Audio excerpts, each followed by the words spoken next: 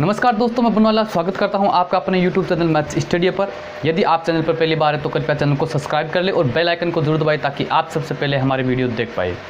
दोस्तों शुरू करते हैं आज क्लास मॉडल पेपर थर्ड यानी तीसरा मॉडल पेपर शुरू करने जा रहे हैं। तीसरे मॉडल पेपर के 14 क्वेश्चन हमारे कंप्लीट हो गए। यदि आपने उन क्वेश्चनों को अटेंड नहीं किया है तो आई कार्ड में जाके आप उन क्वेश्चन को अटेंड कर सकते हैं। बहुत ही अच्छे क्वेश्चन हैं, तो एग्ज़ाम की दृष्टि से आप उनको बारीकी से मिलाएंगे ताकि आप अपनी जो तैयारी है वो बेहतर कर पाए। तो शुरू करते हैं आज की क्लास। फटाफट से वीडियो को लाइक कर दीजिए, अपने दोस्तों के साथ शेयर कर दीजिए और पॉजिटिव एनर्जी के साथ पेन कॉपी किताब लेकर तैयार हो जाइए। चलो 14 क्वेश्चन पिछले वाले क्लास में कंप्लीट हो गए। 15 क्वेश्चन पढ़ो, आपकी स्क्रीन पर दे रखा है। क्या कह रहा है 15 क्वेश्चन? निम्नलिखित समीकरणों के युग्मकों को आलेखीय विधि से हल कीजिए। वैसे मेरा ये क्वेश्चन 15 जो क्वेश्चन है इस प्रकार का क्वेश्चन आपको बताया हुआ है। मेरा कैसे हल करेंगे देखो कि आपको दो समीकरण दे रखी है, दी गई समीकरणें कौन कौन सी दे रखी है। एक तो दे रखी है आपको 2x - 5y + 4 = 0, 2x + 5y + 4 = 0। ये समीकरण नंबर 1 मान लो। दूसरी समीकरण दे रखी है वो दे रखी है 2x + y - 8 = 0। ये समीकरण नंबर आपको 2 दे रखी। कन्फर्म कर लेंगे। 2x - 5y + 4 - 5y है ना, 2x - 5y + 4 = 0 और 2x + y - 8 = 0। आलेखीय विधि से इनका हल ज्ञात करना है। आलेखीय विधि का मतलब क्या होता है? ग्राफ के द्वारा इनका हल करेंगे। कैसे करेंगे देखो, इन दोनों समीकरणों को हम ग्राफ में दर्शाएंगे और जहाँ पर ये दोनों प्रतिच्छेदित होती है उस बिंदु के जो निर्देशांक होंगे वही ये दोनों जो समीकरण है उनका क्या होगा, हल होगा। तो मैंने आपको बता रखा है क्या करेंगे। नंबर 1 समीकरण 1 के लिए क्या करेंगे आपको बता रखा है। समीकरण नंबर 1 क्या, थोड़ा सा सही लिख लो, 2x - 5y + 4 = 0। तो क्या करेंगे x बराबर, अब देखो ध्यान रखना है आपको कि पॉइंटों से बचने के लिए, अगर पॉइंटों से करोगे भी तो हो जाएगा लेकिन क्या हो जाएगा, हार्ड हो जाएगा। हमें क्या करना है, स्मार्ट वर्क करना है, यानी स्मार्ट काम करना है। क्या करेंगे देखो कि मैं यदि x का मान 0 रखूँगा तो y का मान क्या आ जाएगा। देखो इसको थोड़ा सा सरल रूप में लिख लो, बराबर -4 लिख लो। ये जो 4 उधर जाके क्या हो गया, माइनस का। यदि मैं x का मान 0 रखूँगा तो y का मान क्या आएगा, -4/- 5 यानी 4/5 आएगा और उसको हम ग्राफ में दर्शाएंगे तो थोड़ा सा क्या कॉम्प्लिकेट हो जाएगा। ठीक है, तो हम ऐसा काम नहीं करेंगे। हम क्या करते हैं, y का मान 0 रख देते हैं। क्या करते हैं, y का मान 0। तो क्या करेंगे आप, हमेशा एक समीकरण बनाओ, बता रखा है पर एक टेबल बनाओ। दो समीकरण दे रखे, उनकी दो क्या बनेगी, टेबल बनेगी, x की वैल्यू और y की वैल्यू।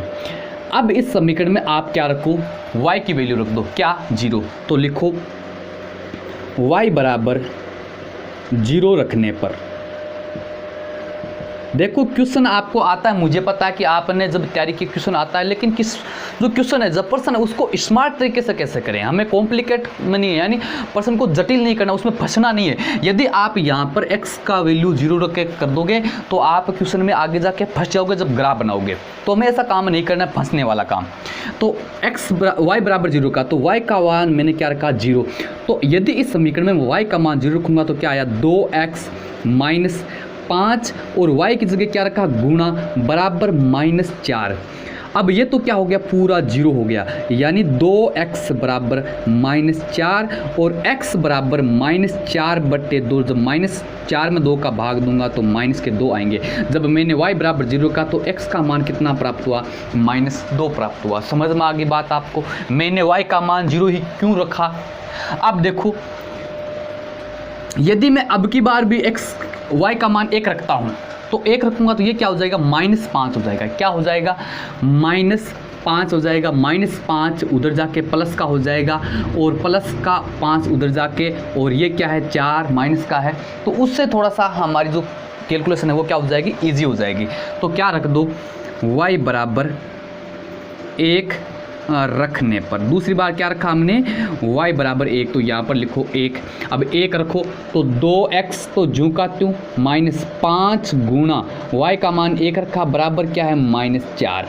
हल कर लो, 2x ये -5 है, इधर -4 पहले से, ये -5 उधर जाके क्या हो जाएगा +5, क्या हो गया, तो 2x बराबर +1 यानी -4 +5, तो क्या आया +1। तो यहाँ से आपको जो x की वैल्यू मिलेगी वो क्या मिलेगी 1/2, यानी 1 इधर है, ये 2 में चला जाएगा। 1/2 का मतलब होता है 0.5। ये हम आसानी से ग्राफ में दर्शा सकते हैं, ज़्यादा कॉम्प्लिकेट नहीं करना है। आगे देखो, तो ये एक समीकरण मैंने क्या कर ली, एक समीकरण की सारणी बना ली, यानी y की वैल्यू कितनी आ गई x की वैल्यू कितनी आ गई 0.5। दो वैल्यू रख के, एक चर की दो वैल्यू रख के, एक जो अचर है उसकी दो वैल्यू रखेंगे और उसके सारे आपको दूसरे अचर की दो वैल्यू मिलेगी। ये हमेशा काम करना है, आप सभी को आता है, लेकिन आपको ये ध्यान रखना है कि मुझे कौन सा मान रखना है। फिर 2 के लिए समीकरण 2 के लिए क्या हो जाएगा, देखो 2 क्या है 2x + y। अब 8 को उधर ले जाएंगे तो क्या हो जाएगा +8 हो जाएगा। समझ में आ गई बात आपको।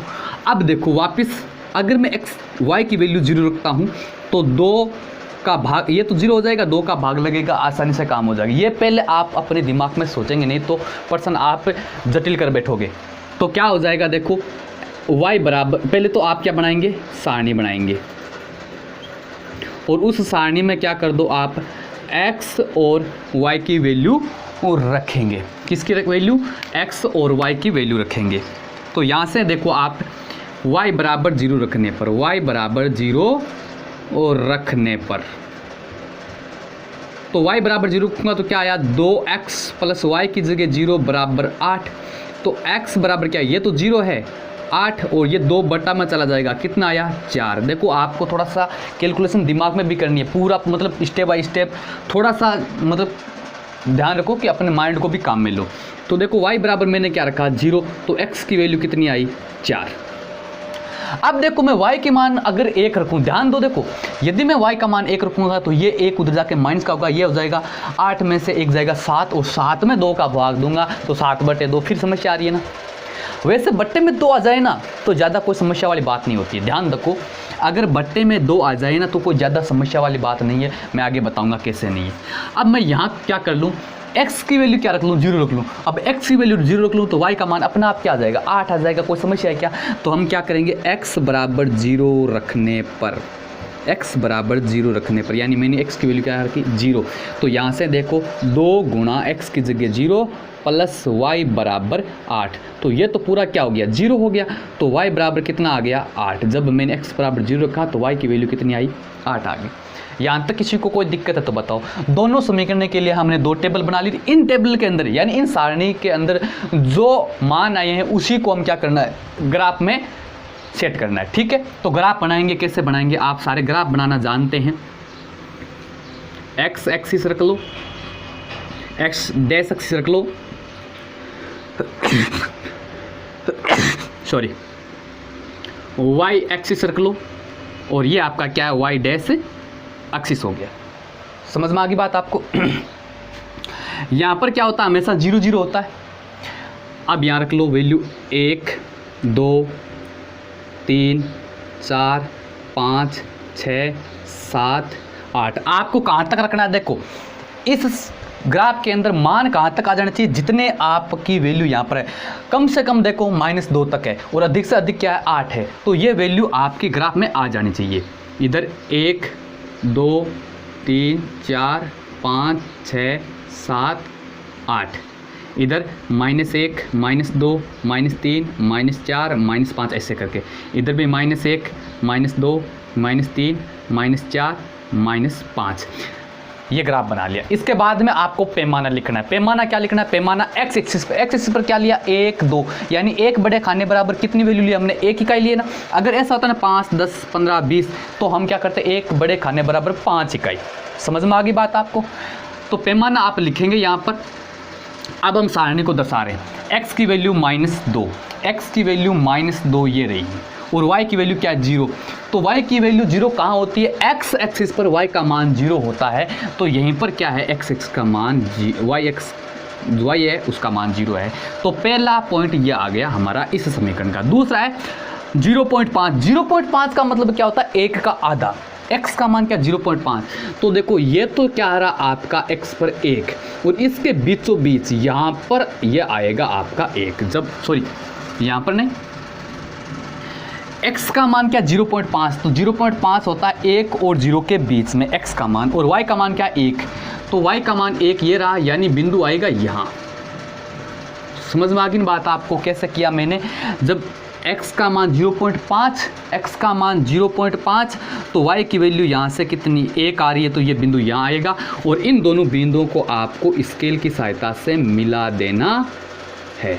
ठीक है, थोड़ा सा स्केल की सहायता से मिलाएंगे आप, ऐसा रफली मतलब नहीं मिलाएंगे आप। ठीक है,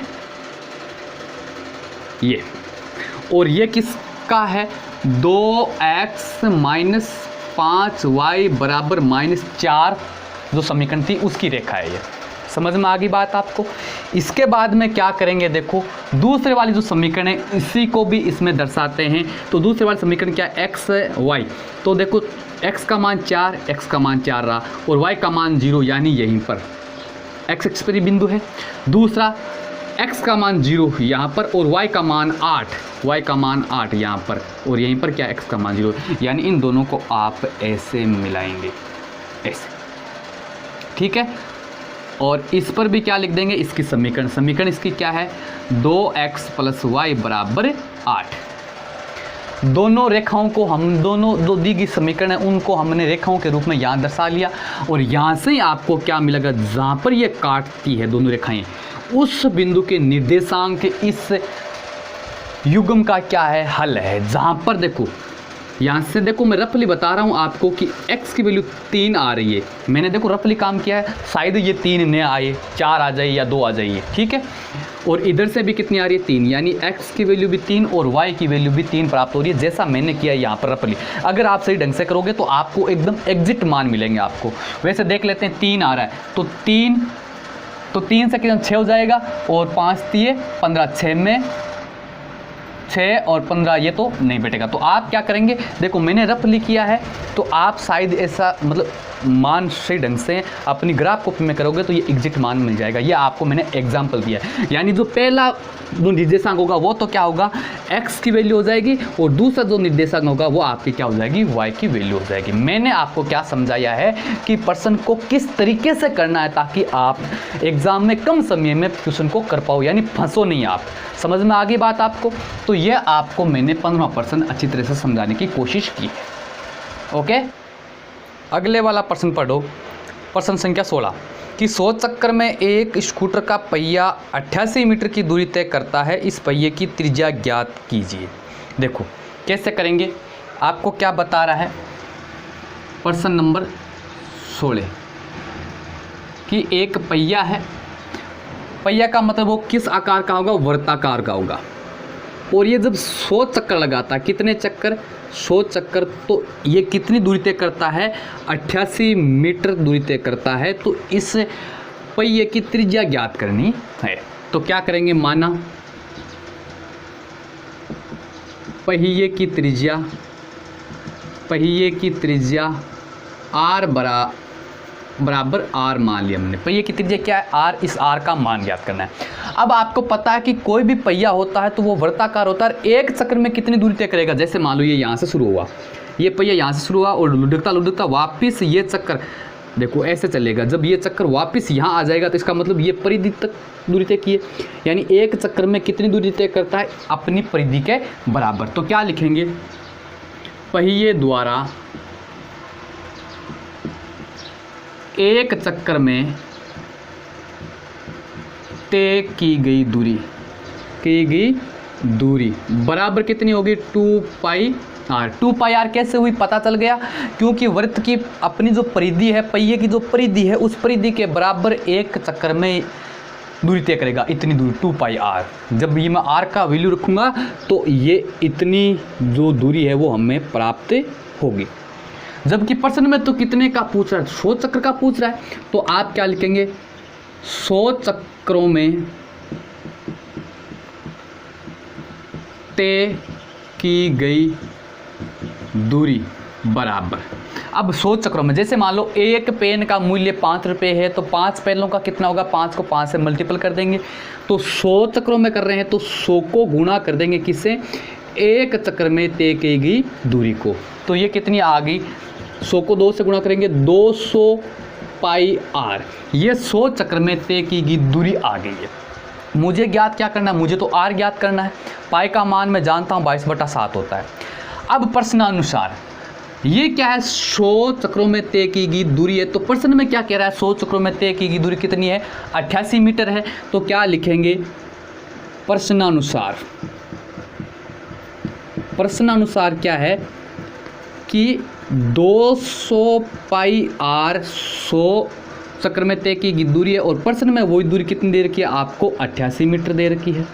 तो समीकरण बनी, आर का मान ज्ञात करना है। तो आर बराबर कितना हो जाएगा, 88 तो इधर है और 200 पाई बट्टे में चला जाएगा। तो 200 पाई का मान 22 और बट्टे का 7 है वो ऊपर चल जाएगा। ये बात समझ में आ गई क्या, कोई दिक्कत है तो बताओ। हल करना है, हल कैसे करेंगे, देखो 22 का भाग 88 में कितनी बार चला गया, 4 बार चला गया। 2 से काट के देख लो, चाहे 2 से काटोगे तो ये कितना हो जाएगा, 44 हो जाएगा, और ये कितना हो जाएगा 11, और 44 में 11 का भाग 4 बार जाता है। 4 का भाग 200 में 50 बार, कितना आया 7/50 मीटर। ये 7/50 मीटर। अब प्रश्न में हमें ये नहीं बताया कि त्रिज्या को आपको सेंटीमीटर में बताना है या मीटर में बताना है। हमारी इच्छा के अनुसार किसमें भी बता देते हैं। इसको आप सेंटीमीटर में बदलोगे तो क्या आ जाएगा, 7/50 को 1 मीटर में कितने सेंटीमीटर होते हैं, 100 सेंटीमीटर। तो मैं इसको 100 से मल्टीपल कर दूं और आगे क्या आ जाएगा, सेमी आ जाएगा। तो 50 से ये कटा 2 बार और 7 को 2 से गुणा किया, कितना आया 14 सेंटीमीटर आंसर। ये बात समझ में आ गई क्या आपको। यानी मैंने क्या किया है कि त्रिज्या आर मान ली, एक चक्र में तय की गई दूरी 2 पाई आर होती है, 100 चक्र में 100 से मल्टीपल कर दिया। प्रश्न में 100 चक्रों में तय की गई दूरी 88 मीटर दे रखी है, तो यहाँ से मैंने आर की वैल्यू ज्ञात कर ली। समझ में आ गया। ये आपका 16 प्रश्न कंप्लीट हुआ। ओके, नेक्स्ट क्वेश्चन, प्रश्न नंबर 17 पढ़ो। यदि एक गोले का पृष्ठीय क्षेत्रफल 5544 सेंटीमीटर स्क्वायर है तो गोले का आयतन ज्ञात कीजिए। बहुत ही अच्छा सवाल है। देखो प्रश्न नंबर 17 हल कैसे करेंगे। देखो आपको ज्ञात क्या करना है, आयतन ज्ञात करना है। और आयतन का सूत्र अपने खोपड़े में लाओ तो क्या होता है, 4/3 पाई आर क्यूब होता है। 4/3 एक संख्या है, पाई भी संख्या है, आर क्यूब। आर का मान चाहिए आपको, तो आर का मान आपको प्रश्न में दे नहीं रखा, आपको तो क्षेत्रफल ज्ञात दे रखा है। तो क्षेत्रफल जो दे रखा है उसके सहारे आप आर का मान ज्ञात करोगे। तो क्या लिखोगे, दिया गया क्या दे रखा है, गोले का क्षेत्रफल, गोले का क्षेत्रफल बराबर कितना दे रखा है आपको, 5544 वर्ग सेंटीमीटर। ये तो दे रखा है आपको। अब यहाँ से आपको क्या ज्ञात करना है, आर का मान ज्ञात करना है। तो आप जानते हैं गोले का क्षेत्रफल क्या होता है, 4 पाई आर स्क्वायर होता है, बराबर कितना है 5544। और यहाँ से आपको क्या करना है, आर का मान ज्ञात करना है। तो आर स्क्वायर बराबर 5544 तो इधर पहले से हैं, और 4 पाई इधर आर स्क्वायर के क्या है, गुणा में है, तो इधर बट्टे में चला जाएगा। कोई समस्या है तो बताओ। यहाँ से आप क्या करेंगे, आर स्क्वायर बराबर 544/4 गुणा पाई का मान रखूँगा 22/7 होता है, 22 और बट्टे का जो 7 है वो ऊपर चला जाएगा। समझ में आ गई क्या बात आपको। अब काटा पीटी कर लो। देखो 22 में 11 का भाग 2 बार, और इसमें भी 11 का भाग जाएगा। देखो इस प्रकार की दो संख्या होती हैं जिसमें 2 डिजिट सेम होते हैं, फिर आगे 2 डिजिट सेम होते हैं, फिर 2 डिजिट सेम होते हैं, तो वो 11 से विभाजित होती है। जैसे मैं लिख दूँ 4 4 5 5 11 11, ये लिख दूँ तो ये क्या होगी, 11 से विभाजित होगी। याद रखो कि जिस संख्या में 2 अंक सेम होते हैं, कितनी भी बड़ी संख्या हो वो 11 से विभाजित होगी। जैसे 2 अंक सेम है, फिर 2 अंक सेम है, तो 11 से विभाजित होगी। तो इसमें 11 का भाग कितनी बार जाएगा, देखो 55 में गया 5 बार, 4 लिखूंगा, 4 में जाता नहीं है, भाग टूट गया, और फिर हो गया 44 में 4 बार। समझ में आ गई बात आपको। अब क्या करूं मैं, 4 का भाग जाता है, 504 है, 504 में 4 का भाग जाता है कितनी बार, 5 में 1 बार गया, 1 बच गया, 10, 10 में 4 का भाग 8 2 बार, और 24 6 बार, 126। यानी थोड़ा सा मैं कॉम्प्लिकेट हो गया तो यहाँ लिख दूँ, देखो कितना आया, 126 गुणा 7 बट्टे में 2, बाकी को मैंने काटा पीटी कर लिया। समझ में आ गई बात आपको। अब क्या करेंगे, 126 में 2 का भाग जाता है तो 6 बार 3 63 बार गया, यानी आर स्क्वायर बराबर कितना आ गया, 63 गुणा 7 आ गया।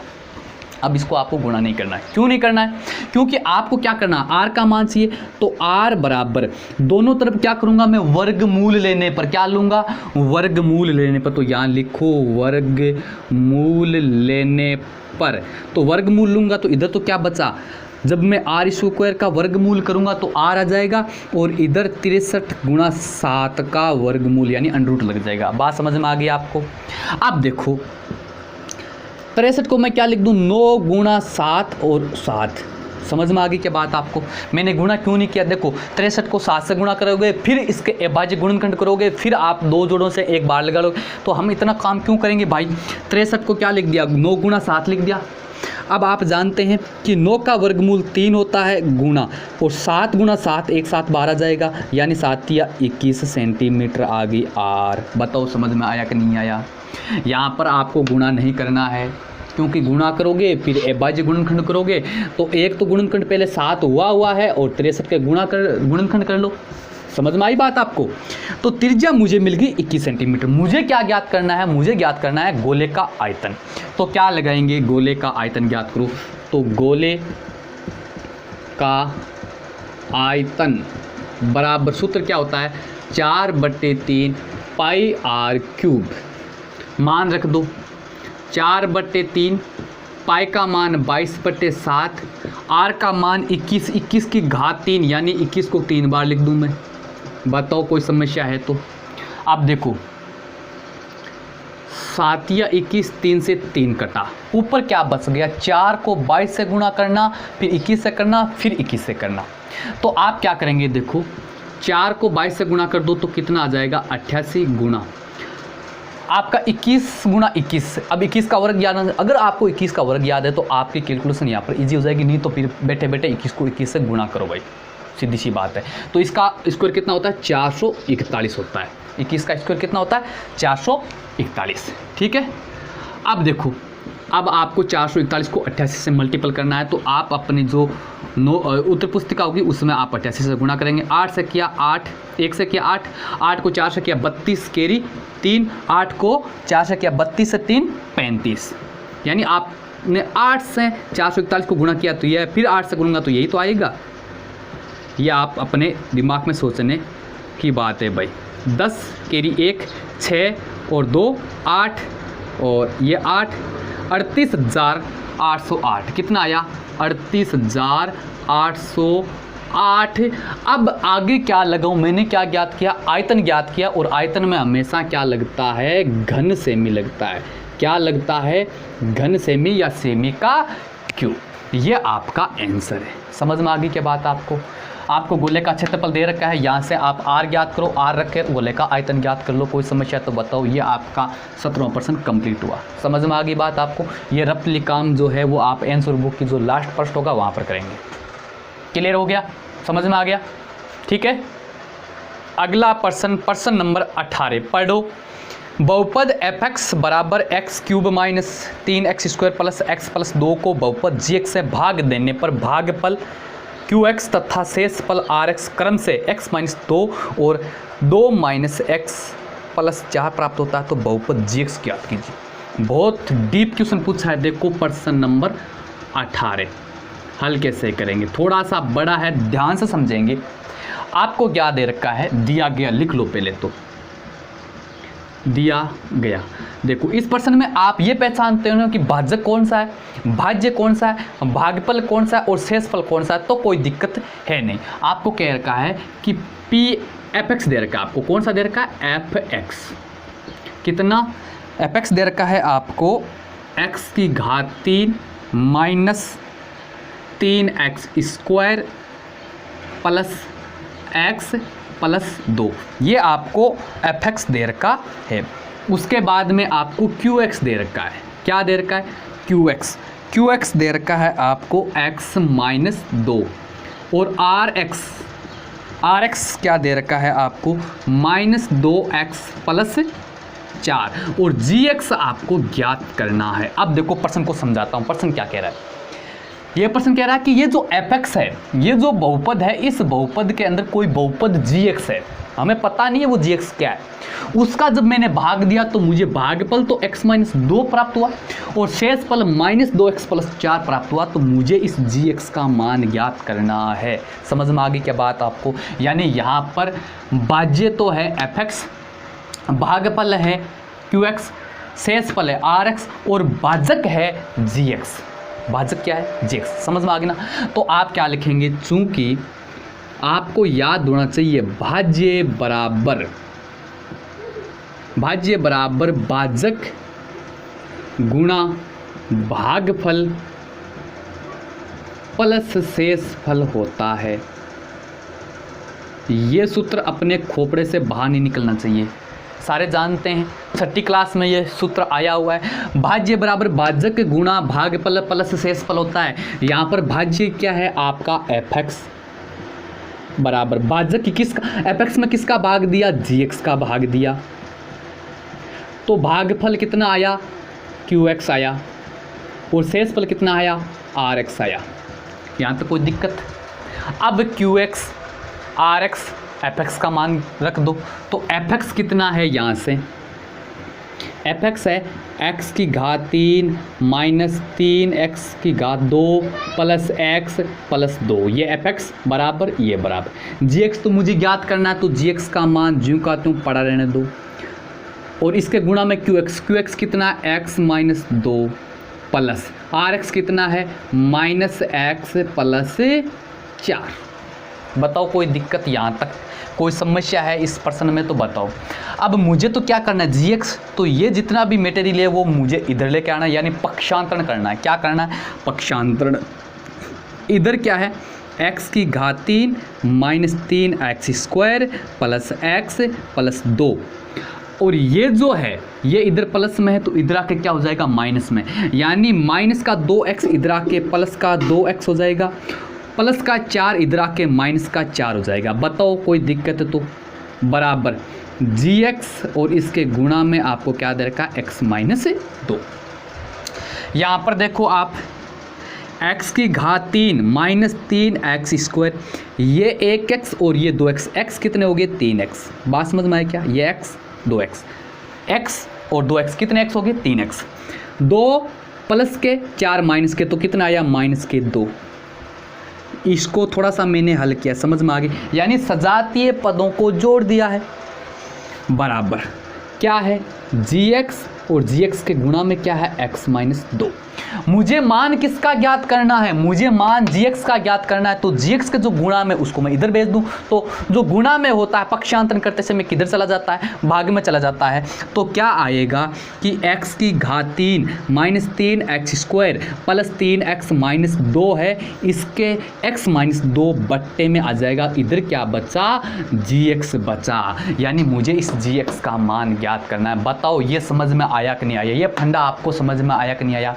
आपको F X, Q x, are X दे रखा, जी एक्स पूछ लिया तो ये सूत्र लगा लिया मैंने और जी एक्स बराबर ये मैंने ज्ञात कर लिया है। जी एक्स बराबर ये मैंने ज्ञात कर लिया है। अब मैं क्या करूंगा कि इस बड़े वाले बहुपद में इस छोटे वाले बहुपद का भाग दे दूंगा, तो क्या मुझे जी एक्स का मान ही प्राप्त होगा? और भाग आपको बहुपदों का देना आता है।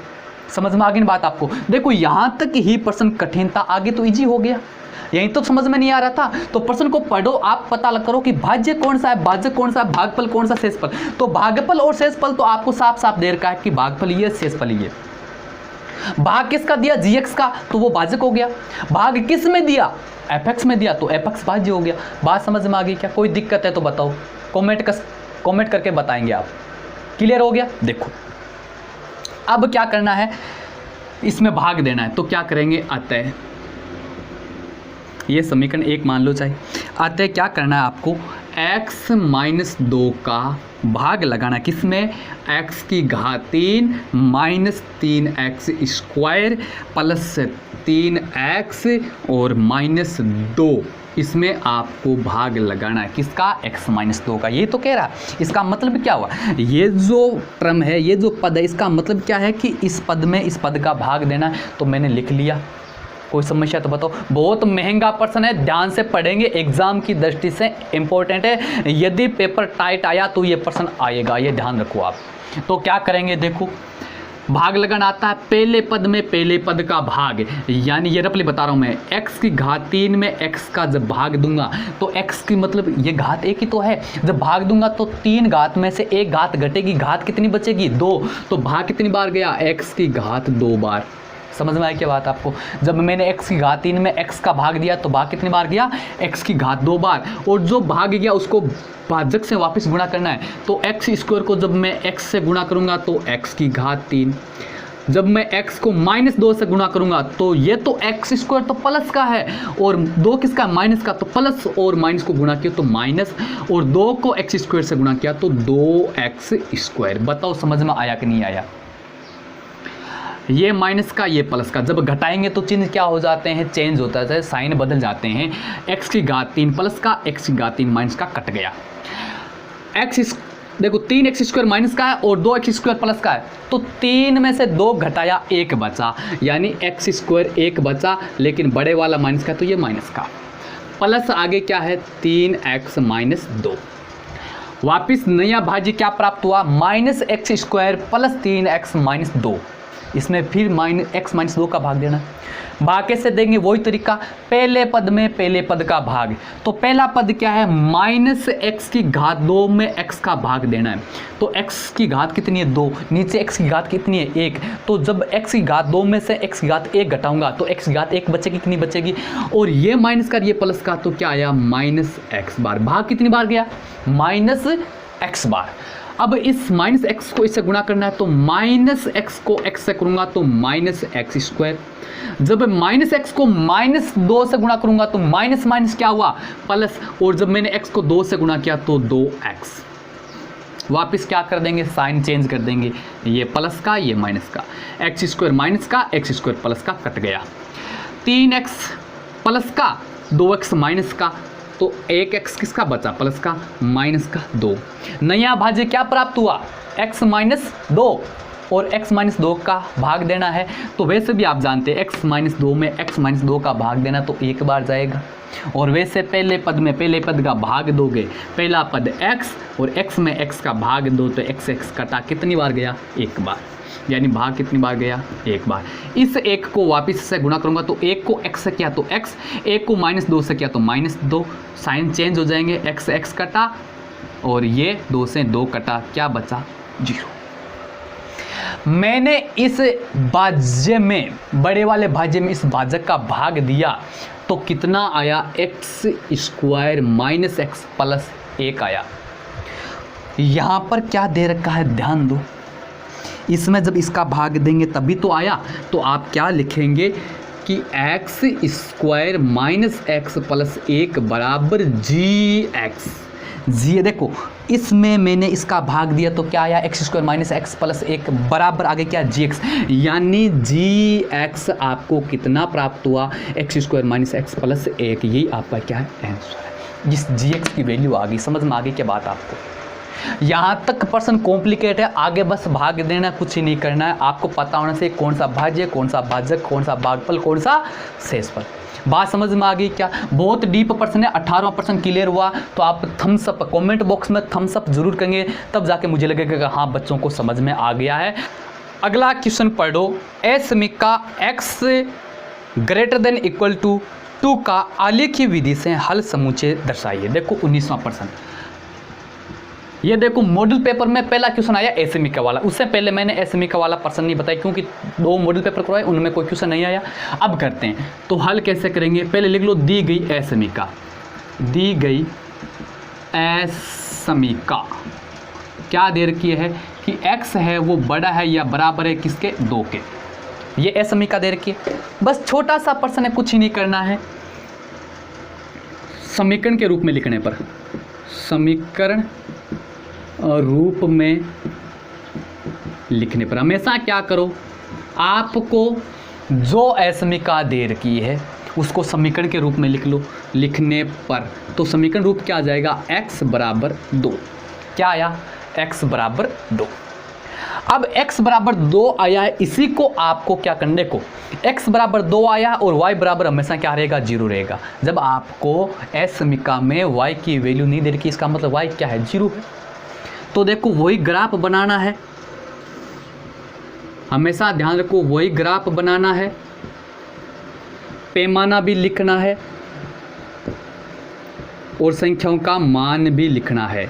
जैसे 1 2 3 4, इधर 1 2 3 4, -1 -2 -3 -4, -1 -2 -3, ऐसे यहाँ पर क्या होगा, 0 होगा। देखो ए समीकरण का मान क्या होता है, ए समीकरण का जो मान होगा उसका समुच्चय क्या होगा, ध्यान दो। x बराबर क्या हुआ, 0। इसका मतलब ये जो समीकरण है x बराबर 0, इसकी जो लाइन आएगी वो कहाँ आएगी, देखो y का मान तो हमेशा के लिए क्या रहेगा कि इसके लिए कुछ भी हो सकता है, 0 रह सकता है, 1 रह सकता है, 2 रह सकता है, -5 रह सकता है, लेकिन x का मान कितना रहेगा, 2।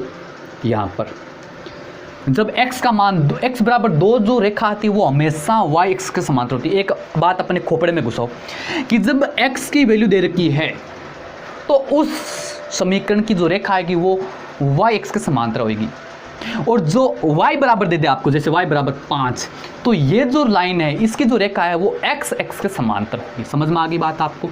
तो x बराबर 2, तो आपको क्या करना है, क्या करेंगे, x की वैल्यू तो 2 और y की वैल्यू 0 मान लो, y की वैल्यू 0,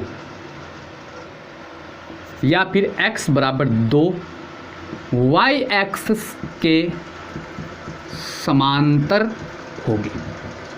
ये लिखो x बराबर 2 है, वो क्या होगी, y एक्सिस के समांतर। कहाँ से लेके x की वैल्यू 2 से, x की वैल्यू देखो यहाँ पर जो लाइन होगी उस सभी पर x की वैल्यू क्या होगी, 2। तो स्केल की सहायता से आप क्या कर दो, ऐसे लाइन खींच दो जो कहाँ से गुजरे, 2 से, और y एक्सिस क्या हो, समांतर हो। समझ में आ गई बात आपको। x बराबर 2, ये लाइन आ गई, इस लाइन पर लिख दो x बराबर 2। समझ गए। अब देखो ए समीकरण दी गई, ए समीकरण दी गई, ए समीकरण बिंदु हमेशा करना ये काम 0 0 से क्या होती है। देखो अगर मैं दी गई समीकरण में बिंदु 0 0, हमेशा तुलना किसी करनी है, मूल बिंदु से। मूल बिंदु का मतलब होता है जिसके निर्देशक 0 0। दी गई ए समीकरण में जब मैं x का मान 0 रखूँ और y का मान 0 रखूँगा, क्या संतुष्ट होती है, सेम।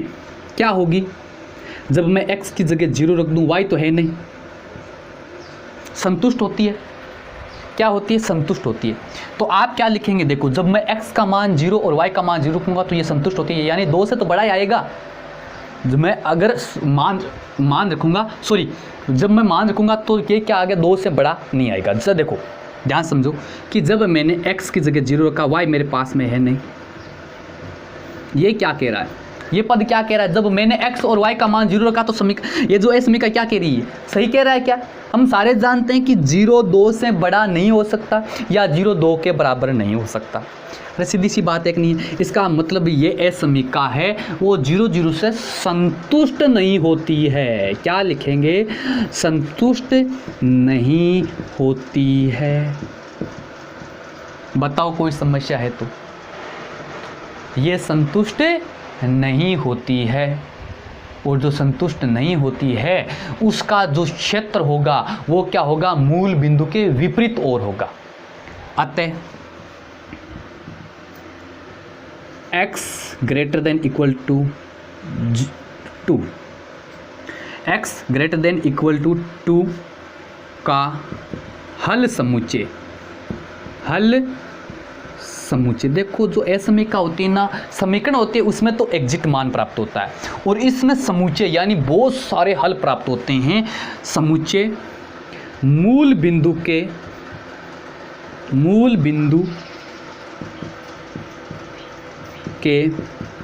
विपरीत होगा। ये मूल बिंदु है और इसके विपरीत इधर इसका क्या होगा, इसको आप इस प्रकार से दर्शाएंगे। यानी कि इस रेखा के इस रेखा के इधर की ओर जितने भी मान है वो सारे के सारे क्या है, इसके हल है। समझ में आ गई। जैसे मैं यहाँ बिंदु लूँ, यहाँ बिंदु लिया, इसका मतलब x का मान क्या होगा, 2 से तो बड़ा होगा, तो यहाँ पर x का मान 2 से बड़ा रखूँगा, ये यहाँ पर मैं 2 रखूँगा, तो ये समीकरण क्या होती है, संतुष्ट होती है। समझ में आ गई क्या बात आपको। तो इस समीकरण का जो हल है वो क्या होगा, ये होगा, ये इधर वाला। इसको आपको इस प्रकार से ग्राफ में दर्शाना है। क्लियर हो गया, समझ में आ गया क्या। आगे भी इस प्रकार का प्रश्न आएगा तो मैं आपको फिर अच्छी तरीके से समझाने की कोशिश करूंगा। क्लियर हो गया 19वां प्रश्न। ओके, अगला प्रश्न पढ़ो, प्रश्न संख्या 20। देखो प्रश्न संख्या 20, अगर मेरी जो क्लास है आपने समांतर श्रेणी वाली अटेंड की है तो कोई हार्ड है नहीं, आपका पढ़ा हुआ है, तो मैं थोड़ा सा इसको क्या करूंगा, थोड़ा सा स्पीड से बताने की कोशिश करूंगा। एक समांतर श्रेणी के पहले 51 पदों का योग ज्ञात करना है, यानी 51 पदों का योग ज्ञात करना है जिसमें द्वितीय तथा तृतीय पद क्रम से 14 तथा 18 है। क्या करेंगे, देखो प्रश्न नंबर 20 कैसे हल करेंगे, दिया गया क्या दे रखा है, दूसरा पद का मतलब A2 कितना 14 और तीसरा पद A3 बराबर 18, यही तो दे रखा है, 14 और 18 दे रखा है। आपको क्या ज्ञात करना है, 51 पदों का योग ज्ञात करना है, यानी S51 बराबर आपको ज्ञात करना है। अब देखो S51 ज्ञात करोगे तो मैंने आपको 2 क्वेश्चन सूत्र बताए थे योग ज्ञात करने का, एक तो अंतिम पद दे रखा है वो, और एक अंतिम पद नहीं दे रखा।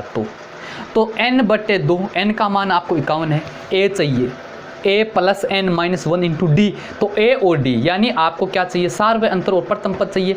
तो आप क्या करेंगे, देखो यहाँ से देखो, आप ध्यान दो अपनी पेन नज़र से देखो कि A2 दे रखा है, A3 यानी 2 क्रमागत पद दे रखा है, और जब आपको 2 क्रमागत पद दे रखे होते हैं तो आप D आसानी से ज्ञात कर सकते हैं। तो क्या लिखेंगे, सार्वय अंतर D बराबर कितना, A3 - A2 ही तो आता है, 2 क्रमागत पदों का अंतर। A3 आपको कितना दे रखा है 18 माइनस A2 कितना दे रखा है 14, तो कितना बचा 4, यानी सार्वय अंतर D का मान कितना आया 4। उसके बाद आपको प्रथम पद चाहिए, तो जब आपको दूसरा पद दे रखा तो प्रथम पद आसानी से ज्ञात कर सकते हैं। कैसे करेंगे, आपको पता है A बराबर, अब ये ध्यान दो कि जब आप A2 ज्ञात करते हो तो A में क्या जोड़ते हो, D जोड़ते हो ना। जब आप A ज्ञात करोगे तो A2 में ये D उधर जाके क्या हो जाएगा, माइनस का, तो क्या A2 - D हो जाएगा। समझ में आ गई बात आपको। तो यहाँ से क्या करेंगे आप, A2 में से D घटा दो, A2 कितना है आपका 14, D कितना है 4, कितना आया 10, A का मान कितना आ गया 10, A का मान है, D का मान है, N का मान है। चूँकि लिखो SN बराबर n/2 2A + n - 1 × D। 51 का ज्ञात करना है तो n का मान 51/2, 2 गुणा A का मान 10 प्लस n का मान 51 माइनस 1 गुणा D का मान 4। बस हल कर लो फटाफट। 51/2, 2 को 10 से गुणा किया 20 प्लस 51 में से 1 गया कितना 50 गुणा 4। आगे हल कर लो। S51 बराबर 51/2 जो का तो पड़ा रहने दो, क्या आया 20 प्लस 50 को 4 से गुणा करो, 5 के 20, कितना आ जाएगा 200।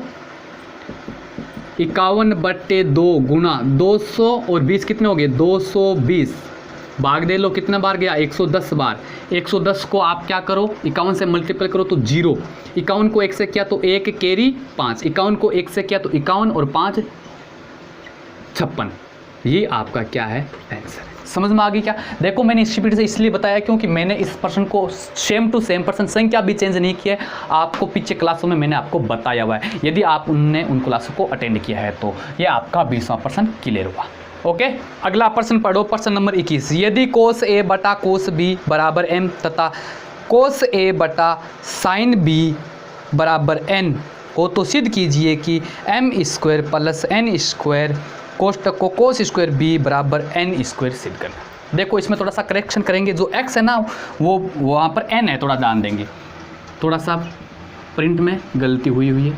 तो हल कैसे करेंगे, आपको दे रखा है कोस A बटा कोस B बराबर m, ठीक है, तथा और क्या दे रखा है कोस A बटा साइन बी बराबर एन। ये एक्स नहीं है, एन दे रखा है, थोड़ा सा करेक्शन कर लेंगे आप, ठीक है। ये तो आपको दे रखा है। सिद्ध क्या करना है, सिद्ध आपको ये करना है कि m square plus N square और इसको कोस स्क्वायर बी से गुणा करेंगे तो क्या आना चाहिए, एन स्क्वायर आना चाहिए। कैसे करेंगे देखो, आपको जो सिद्ध करना है उसमें क्या चाहिए, M square plus N square cos square plus B चाहिए। तो आप क्या करेंगे, LHS ले लो। LHS बराबर, LHS क्या है, M square plus N square और इसको कोस स्क्वायर बी से मल्टीप्लाई, ये आपका LHS है।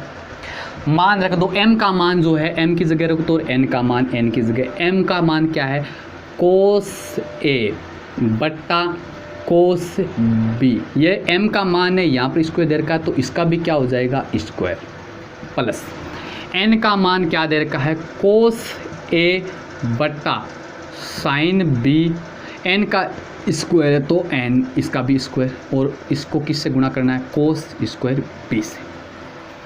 ये पूरा ब्रैकेट ध्यान रखेंगे आप, ठीक है। हल कर लो। इसका मतलब क्या है, कोस स्क्वायर a बट्टा कोस स्क्वायर b प्लस इसका भी मतलब क्या है, कोस स्क्वायर a बट्टा साइन स्क्वायर b और इस पूरे के गुणा में क्या है, कोस स्क्वायर b है। समझ में आ गई बात आपको, मान रखते गए। अब देखो इन दोनों का लघुत्तम लेंगे। लघुत्तम कैसे लेते हैं, ध्यान दो।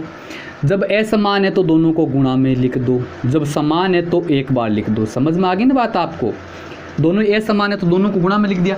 अगर दोनों समान है, यहाँ पर भी साइन स्क्वायर होता है, यहाँ पर भी साइन स्क्वायर होता है तो उसको एक बार लिख दो। लघुत्तम कैसे लेते हैं, अचरों का लघुत्तम कैसे लेते हैं, मैंने आपको पहले भी बताया हुआ है। कोस स्क्वायर का भाग दूंगा इसमें तो कोस स्क्वायर से कोस स्क्वायर कट जाएगा, बचेगा क्या, साइन स्क्वायर। और साइन स्क्वायर कोस स्क्वायर को गुणा करूंगा तो क्या आएगा, कोस स्क्वायर ए गुणा साइन स्क्वायर बी प्लस ये प्लस साइन स्क्वायर का इसमें भाग दूंगा तो साइन स्क्वायर से साइन स्क्वायर कट जाएगा, क्या बचेगा, कोस स्क्वायर। और कोस स्क्वायर ए को कोस स्क्वायर बी से गुणा किया। यहाँ तक किसी को कोई दिक्कत है तो बताओ। और इसको किससे गुणा किया, कोस स्क्वायर बी से। समझ में आ गया।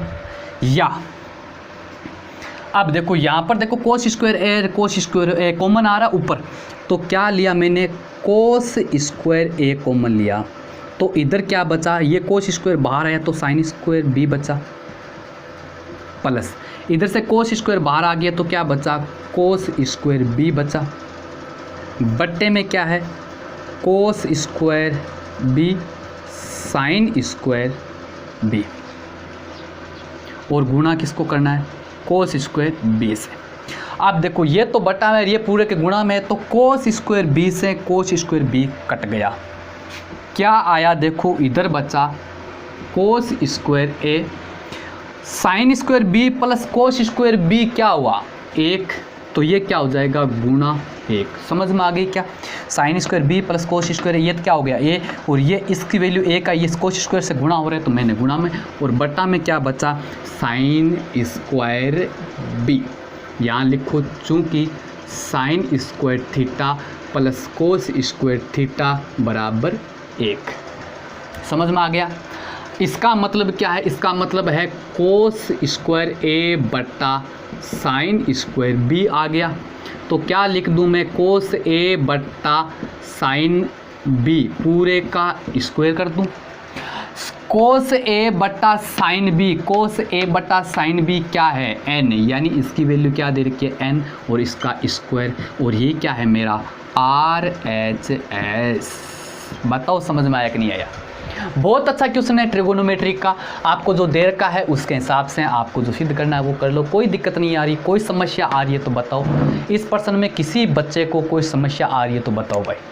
क्लियर हो गया, समझ में आ गया अच्छी तरीके से। ये प्रश्न नंबर आपका 21 था। क्लियर हो गया, ओके।